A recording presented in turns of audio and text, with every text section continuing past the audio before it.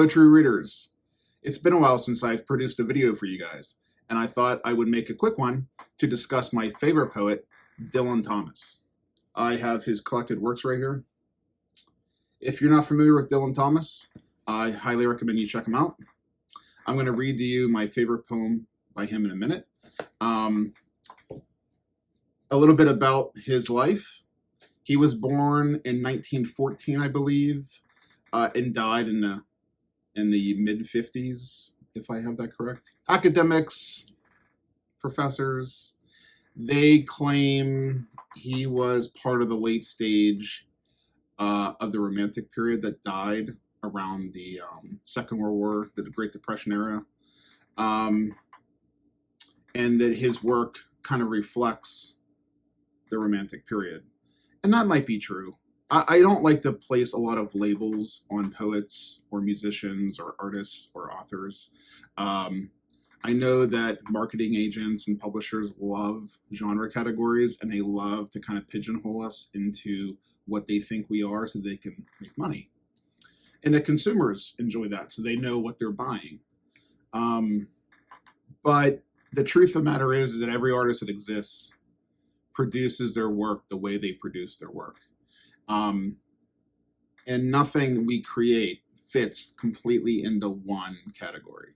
So while it's true that Thomas kind of came of age in his writing life at that later stage of the Romantic period, and some of his work kind of reflects that period, I wouldn't say his work is romanticism.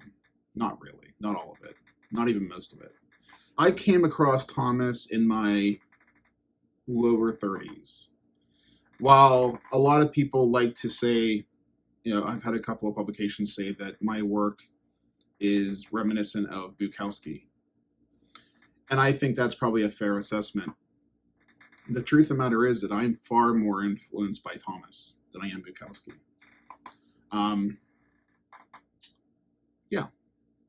I think that's a fair assessment.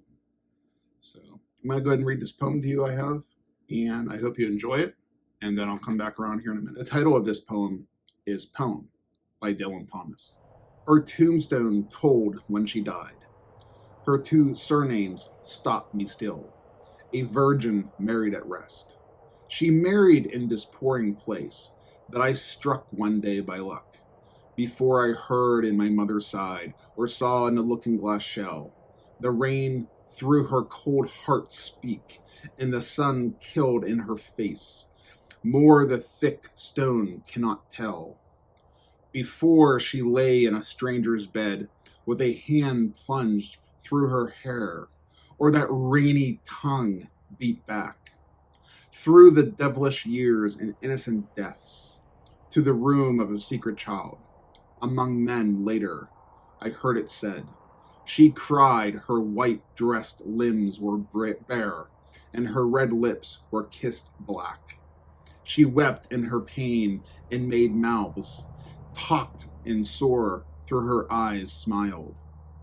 I who saw in a winding film, death and this mad heroine meet once on a mortal wall, heard her speak through the chipped beak of the stone bird guarding her. The end of that poem has a colon, not a period, not a comma, not a semicolon, a colon. And what I take from that is that this poem could continue onward in your mind.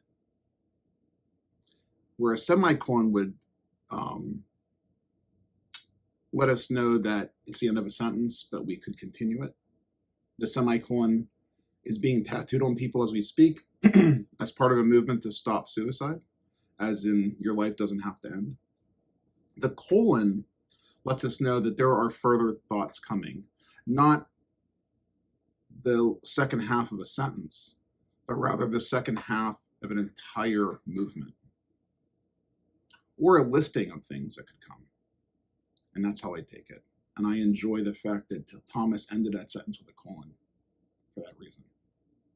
You can find, Dylan Thomas's work in paperback form, probably in any used bookstore. His work, I would assume, is public domain at this point. If it's not, if it's tied up in some kind of publishing agreement, then I'm sure you can still find it, used or online somewhere. Hope you enjoyed it. Thank you for being a true reader. Talk to you soon.